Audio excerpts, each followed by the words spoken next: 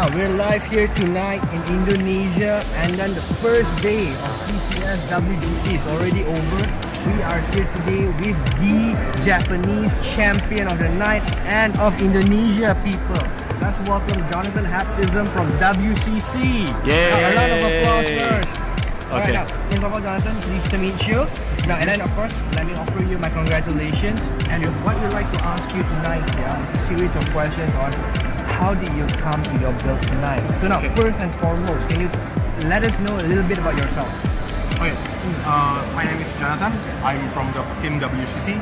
I started playing Vanguard from 2011, so from the really at the beginning. And my favorite clan is Shadow Paladin, so I try to use it as much as possible. Alright, very good. Now we're going to be talking about the build that you have here tonight. Now, the thing about the Shadow Paladin standard deck, is that now these are the staples that we see often inside all the decks. But I think I can hazard a guess that these three cards right here, these shiny cards here, are your VIPs today. Right. Right. Alright, can you tell us why did you pick these three tags as opposed to the usual extra? So, what made you choose these three? So basically, in the Shadow Paladin deck, lately I saw in the meta game, people use Connor. Connor is the great one that can Soul Blast one and then call one Vanguard in the Guardian Circle. Right? But lately, I think it's not effective anymore because, well, there's so many board wipes in the meta game.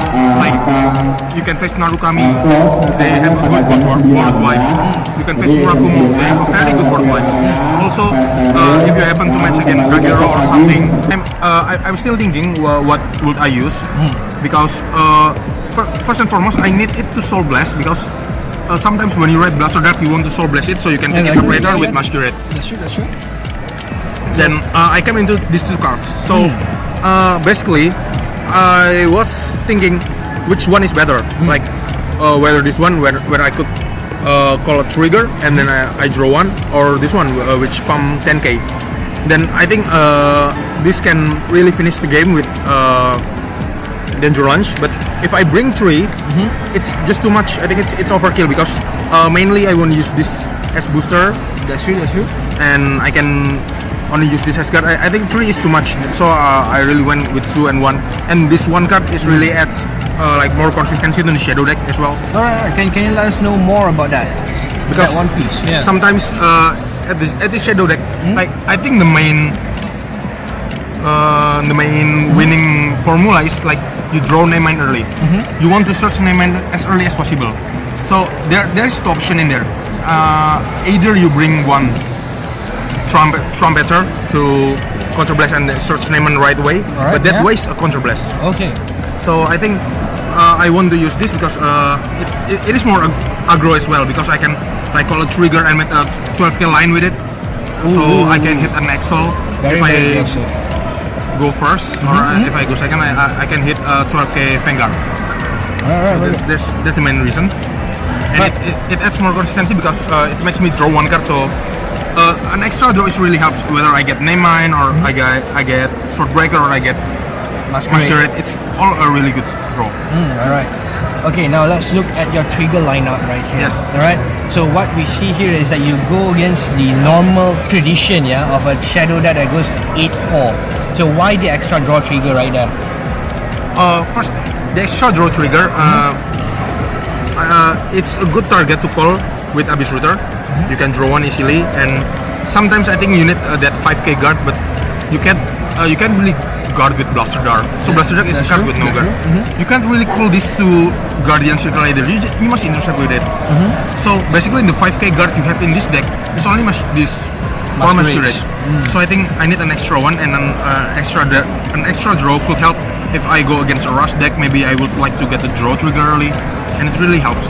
Alright, thank you so much, Jonathan. Now, throughout the day, can you tell us about your journey today? So, which clan actually that you fought the most today? I fought the most Murakumo today. I fought like Murakumo. 4 or 5 Murakumo today. The cancerous Miyomarus. Yeah, right. So, but what was your strategy against them? my strategy against him is basically just flood the field early and try to push the damage as much as possible with my mind, and of course with Abyss Router also, it really helps. And I think when you're facing Murakumo, you can just play like standard Shadow where you put force right and left. You must focus on the center. Center line. Yes. Ooh, okay, that's very interesting. You put the trigger on the center line. If you can put one or two force on the left or right, that's fine, and you can push your damage. And when your opponent at 3 or 4 damage, you push for the danger rounds for the finish. Go for the finish. Yes. All right, now. So, but well, that's the most clan that you fought. So, out of all these clans, which do you think is the hardest for you today? Definitely still Murakumo. Definitely still Murakumo. Yeah. The deck is just too good, I think. All right, but then you still came out on top today, which is really awesome. All right, but another question to go here. How did you come up upon this interesting list? Actually, did you happen to actually watch a certain video by a Ryan Kai, for instance? Yes, of course. So I watched this Ryan Kai's video of Danger Zone. I think it's an interesting idea, but I like the more flexible build, because with Ryan running the Great One that rest and pick 5k from drop zone, it's a good choice, but I think it's just not aggro enough for me. It's not aggressive enough. I want it to be a little more aggressive so I can push damage from Murakumo matchup. Yeah, I can see that this deck profile that you have actually reflects your personality right here. Yeah? And I can see that the trigger lineup and then the Great One choices here, very, very choice picks right there. Yeah? Alright, now Jonathan, do you have anything to say to your thousands of fans that are going to be expecting you in WGP this year?